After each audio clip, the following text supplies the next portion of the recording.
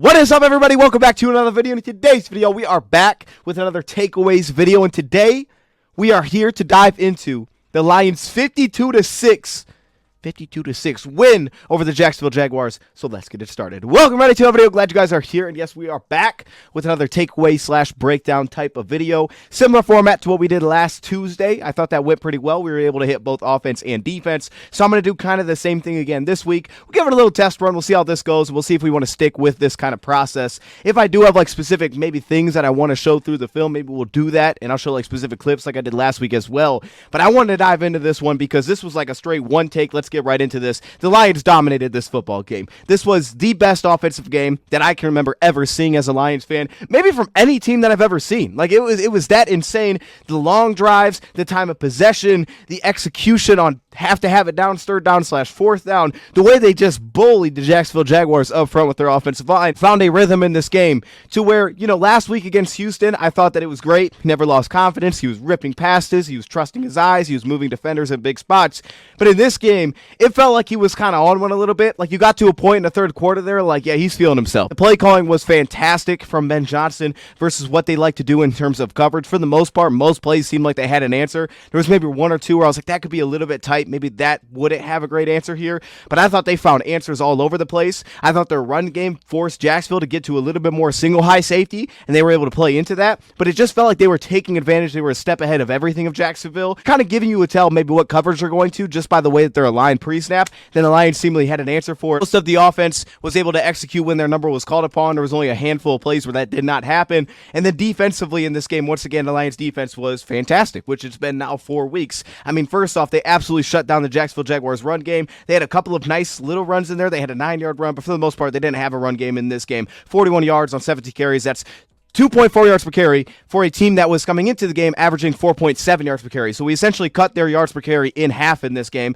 Mac Jones wasn't very efficient passing the football. He also threw an interception, was essentially creating almost no chunk plays. They had one at the end of the game where he had like a 20-yard completion where they got Terry on one-on-one in cover one, which, by the way, little side note to that, oh my goodness, man. I love watching the stretches where you'll see the Lions run like cover one, 3 times in a row. They did it last week against Houston a couple of times where they had like 3 straight plays of cover one, like, hey, we're going straight man, get us off the field. We know that they need to throw the ball here. Let's get off the field. And the Lions just make play after play after play. And again, this week, they kind of had those stretches again where it was like cover one. And it was just like we won enough in the back end to get off the field. Za'Darius Smith, very impactful, especially on rewatch. Man, that guy had a lot of opportunities to disrupt the quarterback. The ball was either getting out fast. He only had the 1 sack in this game, but a lot of times he created an edge in this game. I thought he constantly had offensive tackles, oversetting. He was able to get inside wins. So this is just a terrific game across the board. We had little things that I didn't love when watching it back, but for the most part, this was about as good as it gets. It gets 6 of 10 on third down, 3 of 3 on fourth down. They were 2 of 10 on third down, and I think the second drive for Jacksonville was really kind of the like, hey, this was the swing.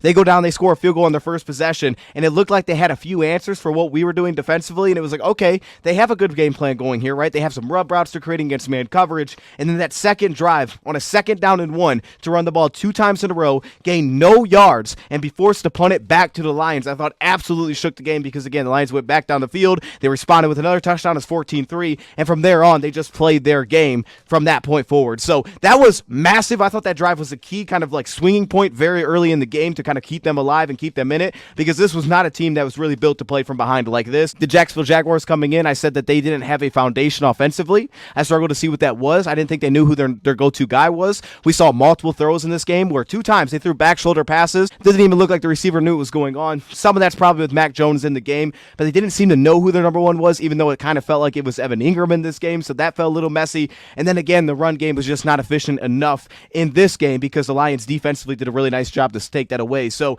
yeah, we have some changes. Malcolm Rodriguez played a ton in this game, played on the line of scrimmage a little bit, played a little bit into that backer position instead of Trevor Nowaski, who's kind of handled that, and he only played 9 snaps in this game. Instead, Malcolm Rodriguez leaned on him over 40 snaps in this game. He played very well. We unfortunately lost Alex Anzalone for 6 to 8 weeks with the forearm injury, which even watching it back, like, man, that stinks, man, to get hit like that when Brian Branch kind of just runs into your arm. So he's out. That's going to be a tough one. Ben Neiman, we saw step into the game a little bit there, and the Lions go out today and make a little addition to the practice squad, as well as activating Iffy Melifonwu, which really quick. I'm fired up about that. Iffy Melifonu's officially been activated to this roster. That's awesome. Hopefully we get to see him a little bit, probably in some 3 safety sets. Maybe they'll get a little creative with him, but I thought Amik Robertson had one of his better games of this entire season, just making splash plays left and right. So it's like, okay, it's going to be hard to get that guy off the field.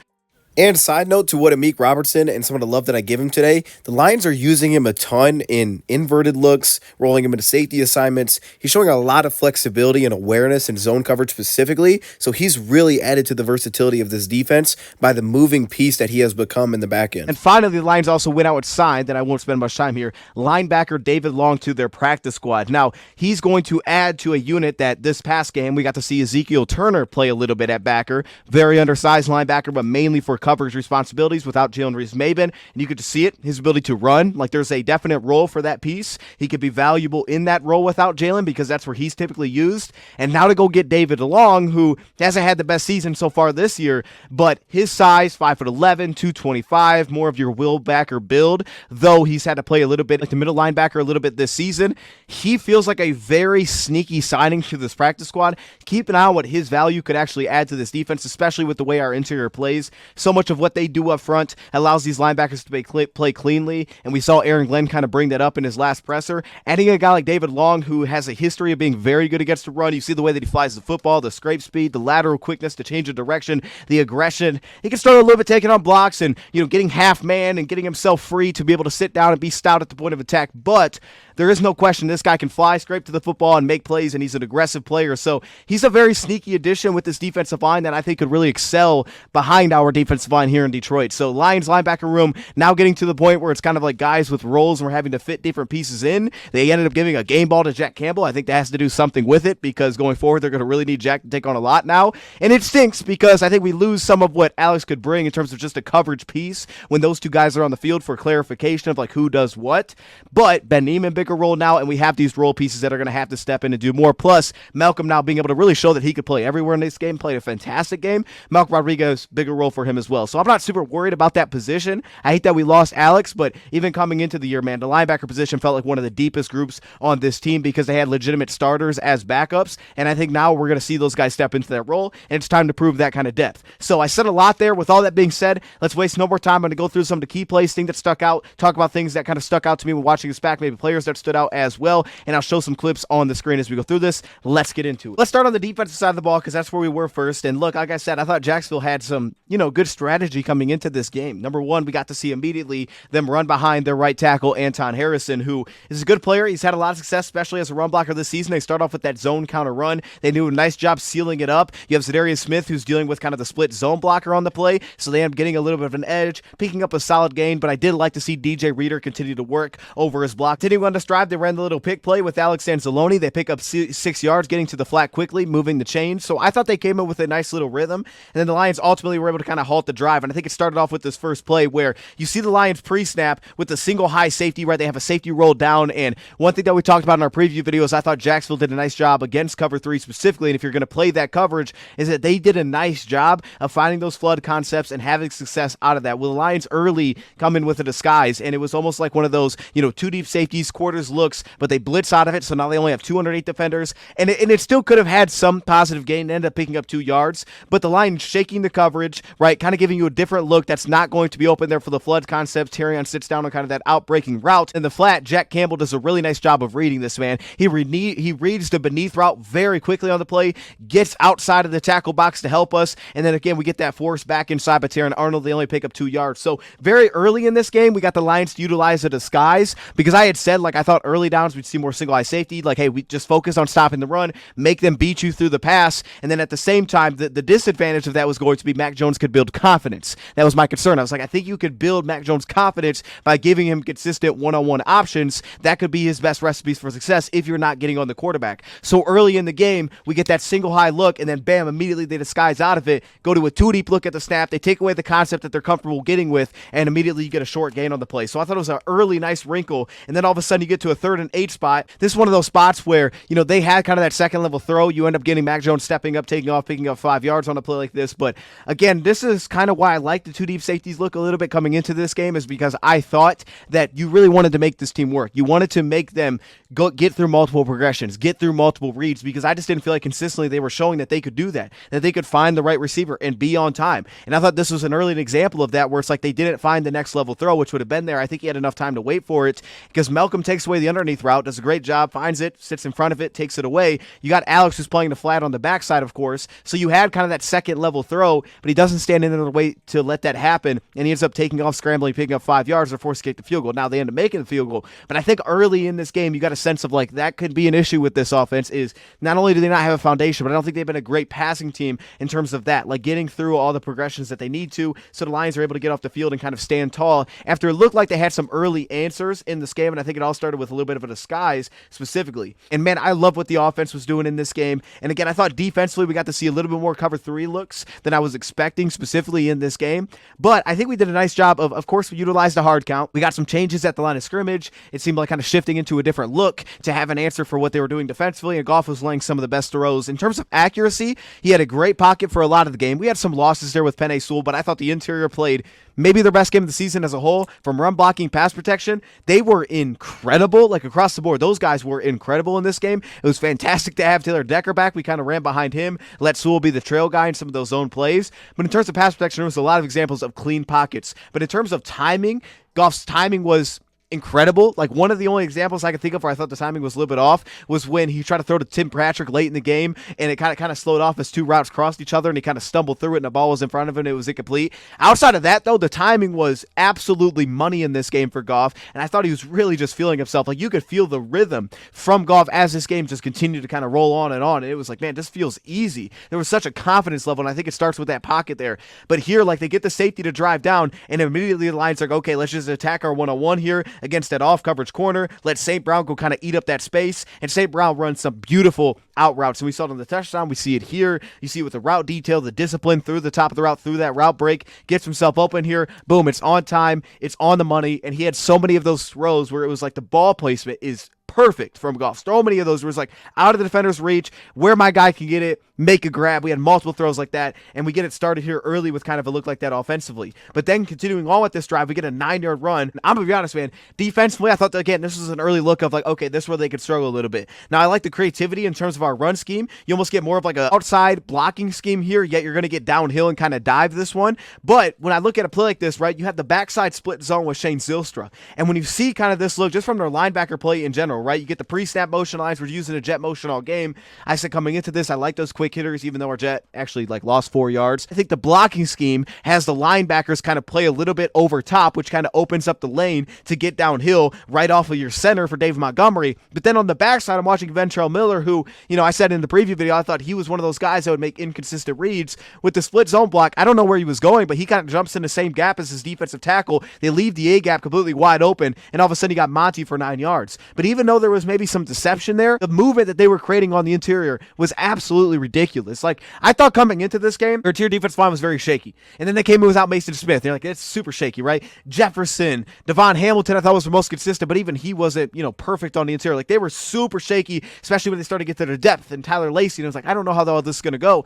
But man, then you see our offensive line face it, and you're like, oh, okay, we're built different. Like, it's not just like we got them a few times, like, look at that, we're mauling them. It was like all game long, they had absolutely no answer in the interior. There was just no answer for them whatsoever up front. We just dominated that all game long. And Kevin Zeitler, I thought maybe one of his best games I've seen as a line. He's been fantastic as a run blocker, but man, the guys get off on so many of these plays, just bam, step in front, right? Maybe it's a reach block, maybe I'm sealing it up. Like, his get off was incredible. And again, we leaned so much behind that left side, we let Sewell kind of run behind. And man, just the way that we were blocking on the interior was special. Get on to, you know, just, I mean, and this play is that deep. You know, they go into this Tampa 2 look, we get to the high red zone, and this is something that, you know, coming in, like we said, like when they go to the red zone, they do a lot of Tampa 2. So I think this is just understanding the tendency of the coverage and finding a beater for it. So it was just as simple as that. But that being said, like, this is where Goff, I think, is a bad matchup for teams like this. Number one, they don't create much pressure. Number two, they don't blitz much. So those two things kind of go together. But it's really the fact that, hey, if you're going to not blitz much and not throw off our timing,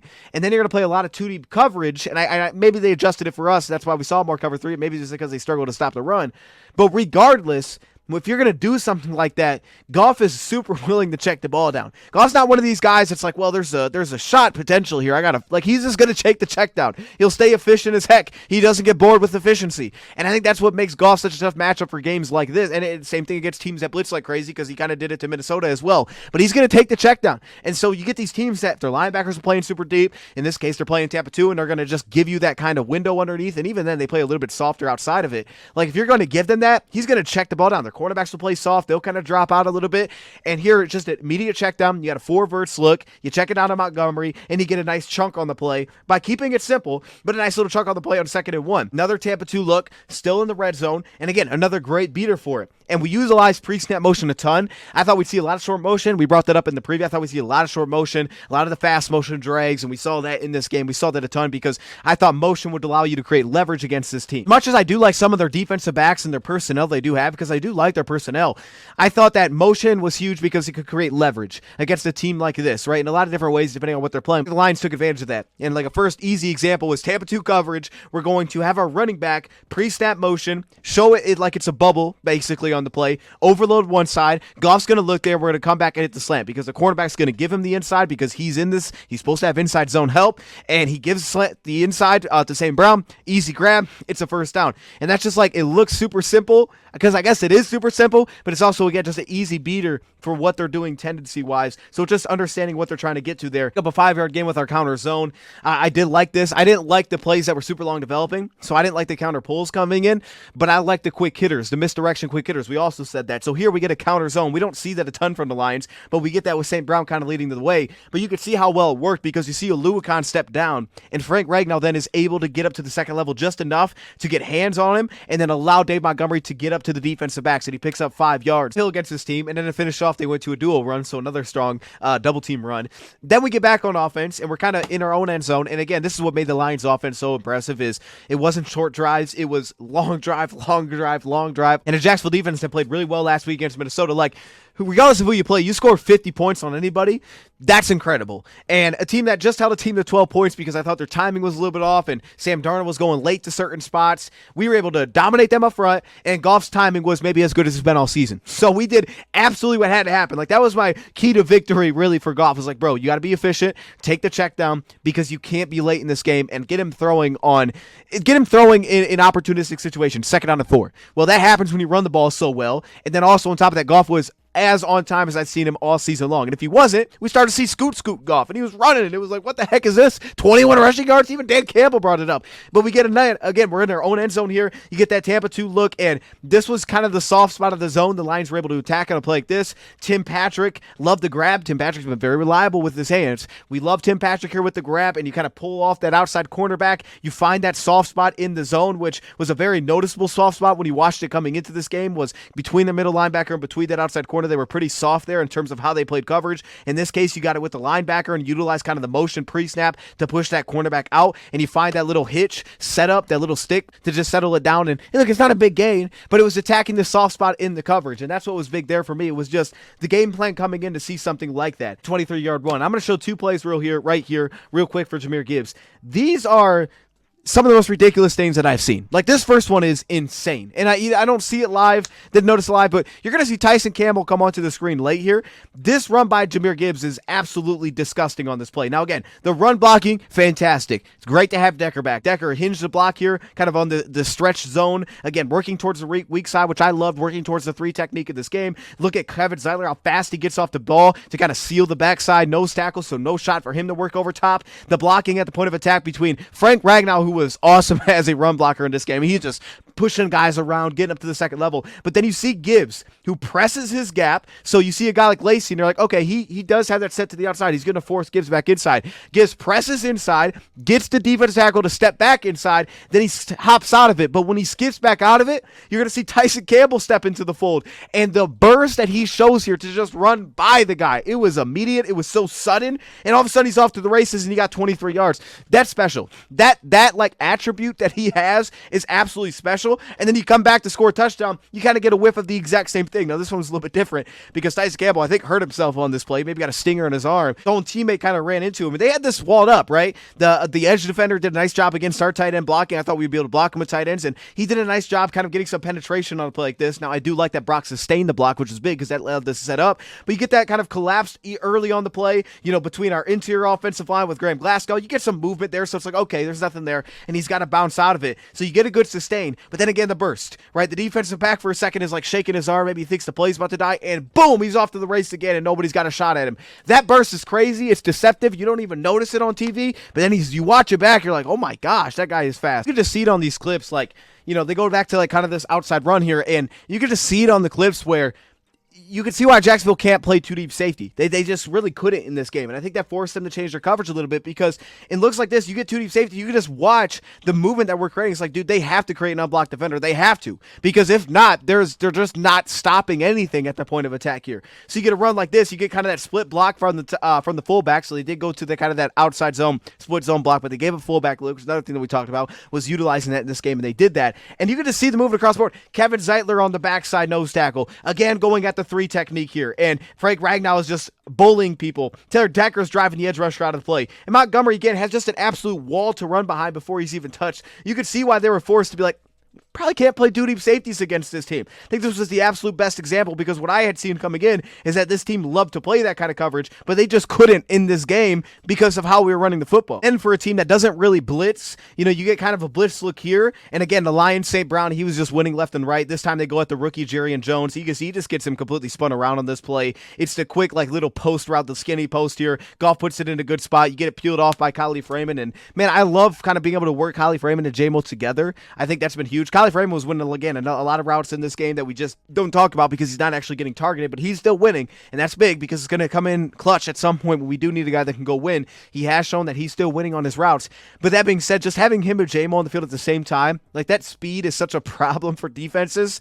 I love the fact that we can implement that as an offense, but here with St. Brown, right, he kind of cuts this thing off. It's a lower throw. It's an absolute great scoop grab, and you could just see, again, the timing. Those are those timing throws that are absolutely money for the Lions when they're rolling offensively. To give some love here to Terrion Arnold here in coverage. Now, I think Terrion showed a lot better with his press. I didn't think he was perfect in off coverage in this game, but I think he showed to be a lot better in press, and I like the pacing at the top of the route, kind of dealing with this one on the play. You also get a little bit of pressure here from Alex and also Za'Darius Smith, who comes through just working through the right guard on the play. Constantly had guys oversetting, constantly using that long arm, getting a little bit of a half man where if the ball doesn't come out this fast on a lot of these plays, he may have gotten another sack in this game. It wouldn't surprise me at all because I think he did a lot better. I don't know what the numbers show, but I actually think he did a really good job of just straight up winning. There was a lot of wins. A couple of examples. There's one where he just fell down on the run play and he tried to go to like a swim move and he fell down and he got kind of pancaked. But as a pass rusher, there was a lot of good in here from Za'Darius Smith, which I loved that I don't even think showed up in this game. And then another pass play. And again, we're going cover one on these plays. Cover one blitz. Like 3 straight plays. Cover one, cover one, cover one from the lines. I love that, man. The fact that they could just do that. And here, we actually did get beat on this play with Brian Branch, and you could see that. That would have been this place to go with the football on this one, but they don't. They take the shot to Carlton. The only thing I really want to show off here with Kirby Joseph,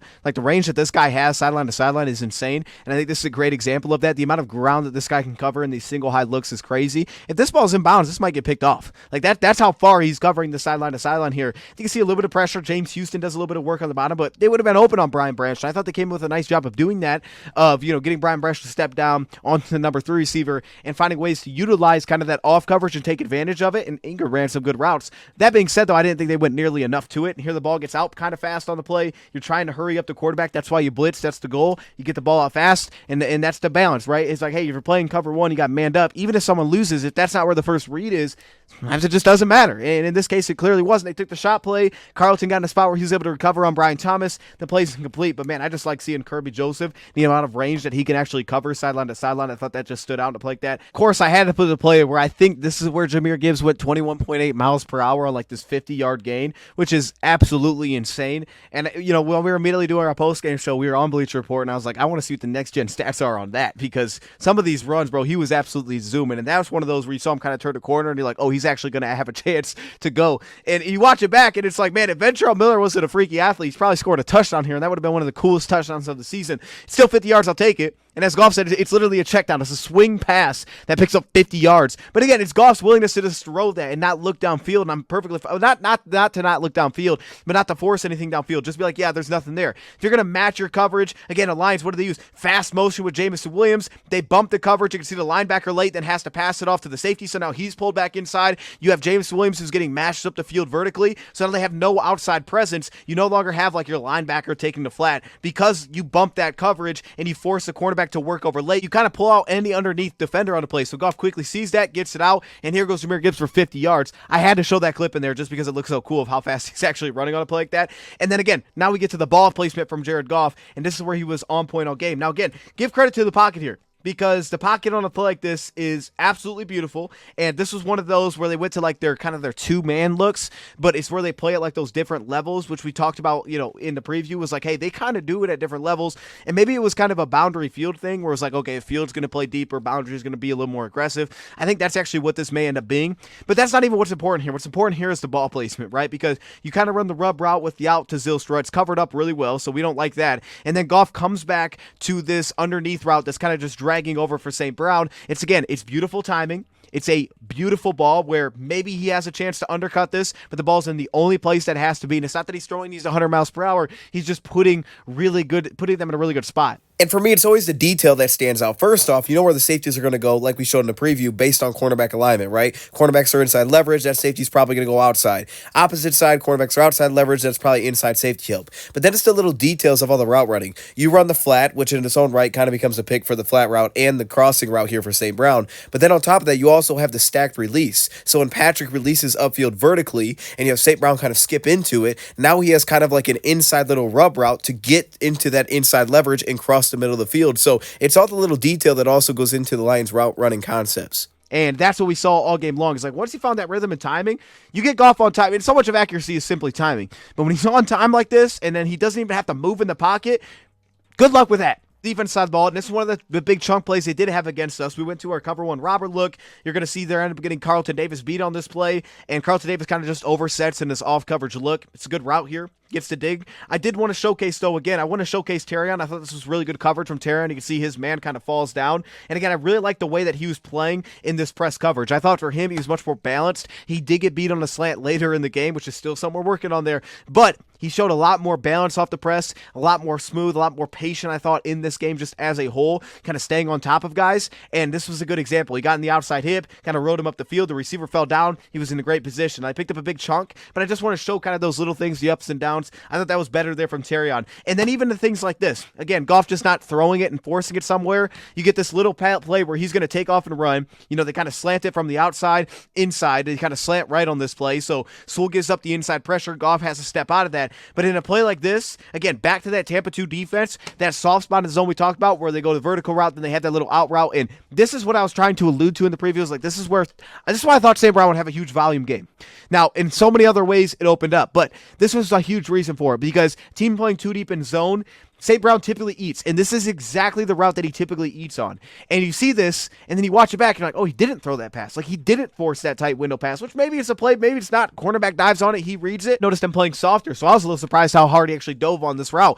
But Goff then pulling it down, not forcing that tight window throw, and then trusting his legs, man. And he got a little cocky once he started getting out in the pocket a little bit. I got to be honest, like, this guy started feeling himself when he's running a little bit. But he takes off here, picks up a nice gain, so it was just a really good feel that time. Yeah, we get him into these single high looks defensively, which was fantastic, because we just took advantage of it. And this is what I was saying. This is the motion that creates the leverage. And just like this, you get the fast motion with Jameson. You're running on the speed. This case is speed out route. Now he does like 2 spins in a row. He actually ended up losing yards. He almost lost the first down, but he ended up getting it. They gave him the forward progress. But it was just that simple. You could see the leverage that you created. And with the motion, you get outside leverage. So it's an easy completion for Goff to drop back and just give it to him out there. It was a great job to utilize the motion to create leverage. They did that all game long. They did it in more ways than I could have even imagined. But this was kind of how I imagined it going, was creating leverage just like this. And again, use the single side receiver to pull that immediate outside corner off on the play. When you use the motion, now you get the safety on the receiver first off, but you also create leverage as he bumps back outside. And even though they're matching it up here, now again, you don't have leverage. It's an easy completion. It's an easy first down. And that's just one of the ways that they used that I thought really well. Here on a 6-yard run, you can even see like this was a blown block by Sewell. Sewell falls down this play. They're trying to stretch it out wide. He falls down. So there's nowhere to go except for cut this thing off field. And just look at the interior movement that they're creating. This time they're running towards that nose tackle. They move him off the ball. The backside is handling business. You end up getting Decker, who gets in the spot to kind of reach over to this block to allow them, the left guard, to step up the field and Graham Glasgow. You get the tight end in there blocking. He steps up to the safety. Like, there was only one way for this to go. One Sewell immediately lost his block, and still you end up picking up 6 yards because the interior was just moving guys all over the place. A play like this, you get that two deep safety look, and the Lions use the clear out route from Brock Wright. But again, here, like, even if you put the safety down where it's like, let's put him in the box to stop the run, and then if they do throw, you could drop out of the snap. Like here, he drops out of the snap. It's the play action play, but you use that clear out route. Now the safety's got his eyes on the run fake. Then you see that it's a pass play. You see Brock Wright running down the seam. You're like, I got to deal with that on the play. So now you're looking at Brock Wright, and then here comes Jamison Williams. Backside safety's not going to be there. So this is really about the work that you put on the safety here. He had someone matching up with him on the play. He was in a solid spot. But again, the rhythm that Goff was on in this game was incredible. You could see him kind of look out to the flat immediately on this play, kind of looking to the underneath linebacker here and Lloyd, like pulling him left. Then he steps up in the pocket when he kind of feels the pressure, which again, solid block on the plate, not perfect, but he did enough by the tight end here on the kind of the split look to sell it, but he pulls the underneath linebacker to open that window. That way he can drive it on there and hit it on time. So you can see it, like when Goff's hitting that back foot, when he's stepping out the pocket and he's firing passes like this, like the timing, which was a little bit hit and miss at times last week, it was kind of bumped off. But a team like this that wasn't consistently maybe challenging us at the line and bumping us off the line, like that may be something you have to do, is challenge this team off the line, because if timing is like this, maybe that's the huge reason they're so good at zone. If you get timing where guys are just running and taking off, there's not much of an answer. What does it get 5 yards? You can't touch the guy, right? So now you get to a point where it's like the timing is money, and when Goff's in that kind of pocket as well, and you can see how he's feeling it and he's seeing the field, everything was money in this game. Going back to the Houston game, there was only like 3 routes that I thought weren't like over-breaking routes or speed routes. They have lived into these with J-Mo. They've allowed him to just be the threat of cross the middle of the field. And I think that was the excitement of when we drafted him, of what he was capable of, right? Like the idea was like, oh man, we got to throw the deep ball to J-Mo. Like, we got to take shots over top, and we can get those. But this fits everything better, right? This fits timing better. It fits Goff a lot better than just throwing a 30-yard shot vertically on the play. And it's also a little bit more realistic for what teams do coverage-wise, that we can work the middle of the field. And Goff's using his eyes well, and now we're using that speed to his advantage of just leaning into those over-breaking routes where he's just flying across the field and he's taking off. And I do want to give some love to Kindle Vildor, because when Vildor stepped in, he did really well. Like Vildor ended up giving up a reception one-on-one with Ryan Thomas on the outside. But outside that, like Amik Robertson, I thought he played fantastic. I showed some good from Terry, there was some bad. But for the most part, like when Kindle Vildor stepped into this game, he played really well. They didn't have like a true number one to go at him. So I think that's what they were lacking. But that being said, like, he did a really solid job when he was in the game, and I would feel crazy to not at least show him some love for, I thought, the way that Kindle Vildor did step in as a backup cornerback and handled his business. And then even on a play like this, like you could see the creativity within the offense. This is one of our incompletions that should have been caught. J-Mo drops it in traffic. I would like to see him catch this pass, but even on a play like this, to use 12 personnel, but utilize your tight ends out wide, put them in the wide splits, put your receivers into the slot, so now you get backers lining up with our receivers based on the coverage that they're going into here. Now you get the back, because if they're going straight man, linebacker's probably going out there, corner's probably stepping in, now so it's like, all right, we're probably in man coverage here. But you're actually, instead, because of how much of the matching like zone they play, which is kind of the same thing for them anyway, like you go to a play like this, and all of a sudden you put our receivers in the slot, which was a great example of how well Goff was actually seeing the field, because here in more of that quarters look, the back becomes that player that the linebacker has to carry out in this quarters look specifically. So he's one of your underneath defenders, which puts the safety on the receiver. So you lose that underneath defender. So then Goff can just hold the backside free linebacker, knowing that, hey, now J-Mo's going to sit down, because now he's one-on-one with a player that he's already out leveraged on the play because you lost that middle field help. Then, you drop that, so it's 3rd and 9. This is one of the toughest spots you were in all game. This was maybe the best throw of the game from Goff. So when we needed most, he probably threw his best throw of the game, and I'm watching this like, this is that throw is amazing, right? So we check it at the line of scrimmage, and you maybe get a sense that it's cover 3. I think the biggest issue that they did is you could see the gaping hole. Now, again, it's a 2x2 set. You could see the gaping hole to the safety. Now, he was already walked down at one point, but you could see it's like, he might be stepping into that hole. He might be the buzz safety just walking down into that hook curl zone. They kind of seemingly gave it away by just the way their backers were lined up. Whatever. They kind of give it away with their underneath zone coverage. So you can see where he's stepping down into. He steps right into that zone. So like, all right, cool, it's cover 3. And then the Lions do a nice job of, as they typically do, they have the dagger concept, a cover 3 beater. They run the dagger, vertical, pull the safety, outside corner. He lost leverage. Now we got to hold that underneath defender. So what do? Well, we'll have St. Brown underneath, kind of just run the drag and settle himself down in front. And then you see Goff on the play, feels the pressure through Penei Sewell, who didn't have a perfect game in pass protection. He steps out of it, and then he delivers maybe his best throw of the game. And again, he can go back to his eyes, holding the free safety early on the play, and then he just threw an absolute dime on this play. I mean, this was such a beautiful throw. I thought it was, I mean, he threw a lot of accurate passes. To me, this was probably the best throw just based on the situation. Could have stopped our streak of scoring 7 straight touchdowns. And as we continue with this drive, we get to see Goff take off a little bit. Spots where they go to cover 3 match, and you can see that by the number 2 receiver. He passes it off to the middle field defender, which is typically how you would play this coverage. And you could see that the flat route ended up getting open on this play, because if you're going to match that and you have kind of that outside zone defender, pass it off, there's now no one into the flat. If that inside zone defender doesn't pick that up and run underneath with it like the linebacker would have to on this play, so you're going to lose that pretty quickly on this spot because you carry the vertical out, but he gets bumped by the route. So they go to this 3 match look, but even on a play like this, out of the play fake, the one thing that Goff would have had open was to throw the flat. He decided against that as he felt pressure off the right tackle and kind of tried to flood the look, which actually should have worked on paper. The flat was there. He didn't throw the pass. And then you had the corner route, which was actually covered up pretty well because he passed it off vertically into the inside. And you're thinking, okay, as an outside defender, if he passes that off, now he's stuck in the in-between game. Either you take the corner route, and if you don't, I'm going to throw that. And if you do, I'm going to throw the flat. Well, Goff waits for the corner to kind of set up here, but really once he got to the top of his drop, he felt the pressure. So immediately he was like, yeah, onto his next thing, and he ends up getting a nice lane through the right guard on this play, and this is where I knew Goff was feeling himself. I'm watching him scramble here, and when he's out in space, right, because we should have knew, like I said, we should have knew from jump. When Goff scrambled on the first play, extended the play, created 16 yards to Shane Zylstra, we should have knew what time it was. We should have known. By the way, he's in the MVP conversation. He should be. And I see him take off here, and this dude does a little pump fake while he's running and picks up like 8 yards. I'm watching that like, all right, this guy was hyped for whatever reason. I don't know. Maybe he had like his favorite ice cream at home or something. But this guy was feeling himself because he gives him that little pump fake like, I'm about to do some work now. Watch me do some magic. That wasn't a straight Goff scramble for a couple yards. Let's go to the next down. That was like, hey, let me go make a play right here.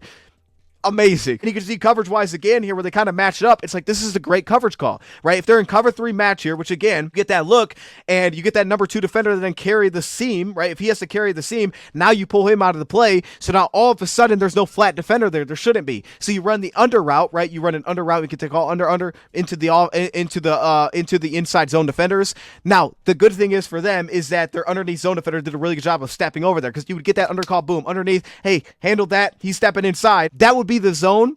But on this play, right, Goff sees that, doesn't try to force it into a tight window, and that's typically a concept they get to against 3.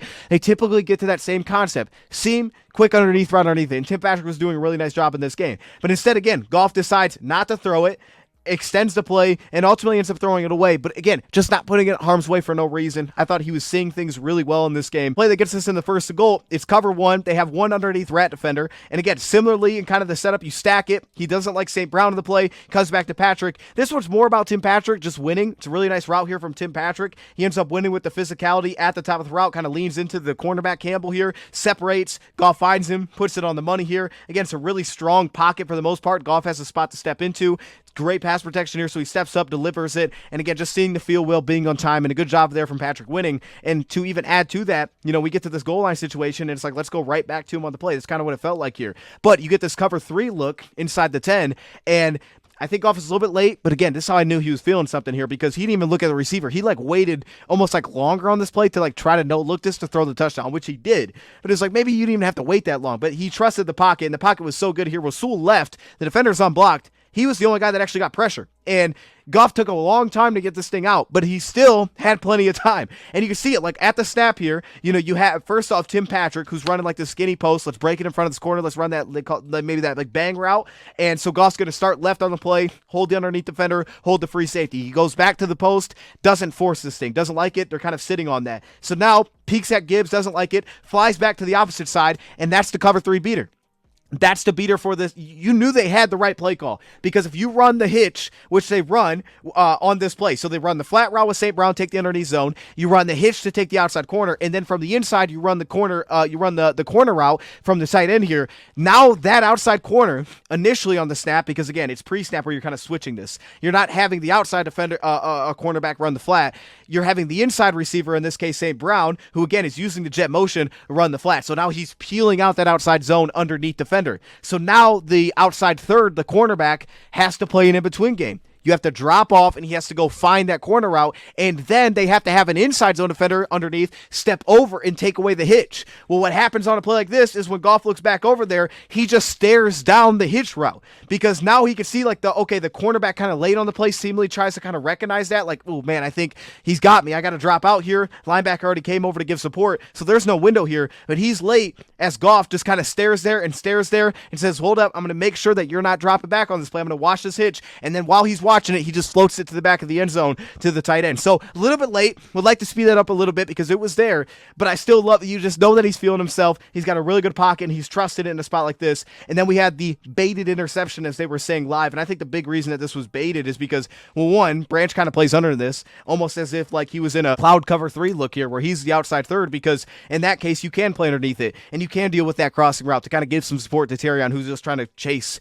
But then it puts a lot of stress on Kirby, because now Kirby doesn't have leverage. So they end up kind of bracketing this thing in, even if it's a straight up cover 1 look, they kind of bracket this thing in. And Kirby, I think the reason that he was saying he baited him is because he kind of slow played it. It wasn't that he was sitting behind it, but he starts to kind of like slow his pace a little bit. Instead of like racing, I gotta cover this up, he kind of slow plays it like he couldn't get there. But I already showed Kirby Joseph's range. This guy goes to sideline in a hurry, and then he starts to stride back out, takes it from him, picks it off. And again, Kirby Joseph just doing what he does best at this point. On a play like this, you could see Lloyd open up.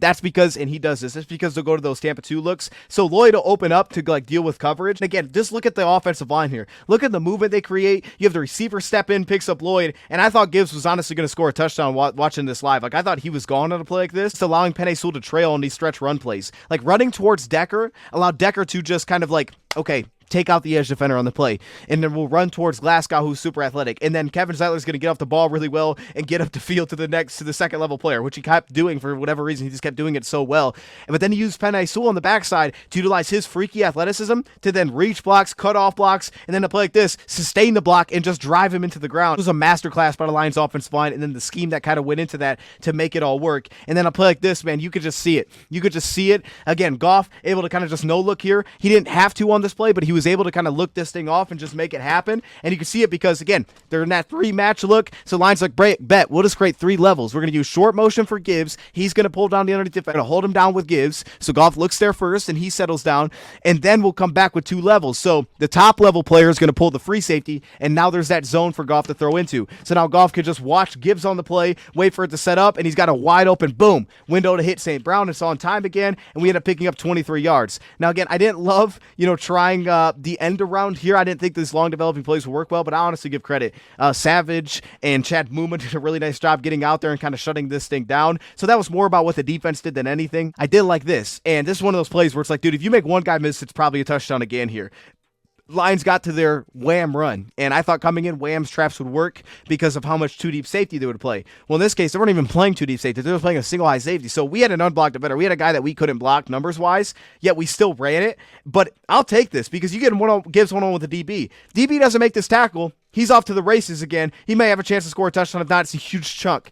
So happens that he does end up making the play, but we still pick up 4 yards, still executed well. And again, one more throw that I have to put in here for sure is this throw to Amon-Ra St. Brown up the seam, because this is one of those like straight spot dropping cover 3 beaters, right? Which is always the seams where it's right through the safety on the play, right between the safety on the play by, 2 vertical seams. And this is one of those throws that you make when you're in a good rhythm, because you have to throw this pass on time or you give the safety a chance to go make a play. Full concept beater, but he has to be on time. St. Brown takes an absolute lick from behind, but he still picks it up, still makes the grab. Then you come back, let's push the verticals again. It's Tampa 2, linebacker bails out. So what do? You just check down underneath, you take the check down into where he's gone from, and it's again just another positive gain. And that's what Goff was willing to do, was take those efficient throws. And then we ultimately finished off with a touchdown where they kept going single high inside the 10. So we were getting one-on-ones on the outside, and the Lions were like, cool, what do we do when we get that? We go St. Brown one-on-one. This is nothing new. This is just what we do. They go to a close splits here. They get up St. Brown one-on-one. It's a nasty route. He almost basically sells the top of the route before he even gets to the top of the route, and then breaks it off. So he kind of like breaks it before then he breaks it off. And then again, it's just about ball placement. Goff puts in a spot where only his guy could get it. He can't undercut it. It was a beautifully ran route. Oh, back to the defense side, this is one of those occasions where Terrion was beat quickly on the slant here. But notice Za'Darius in his pass rush, right? Oversetting tackle, gets inside. You can see kind of the hip strength there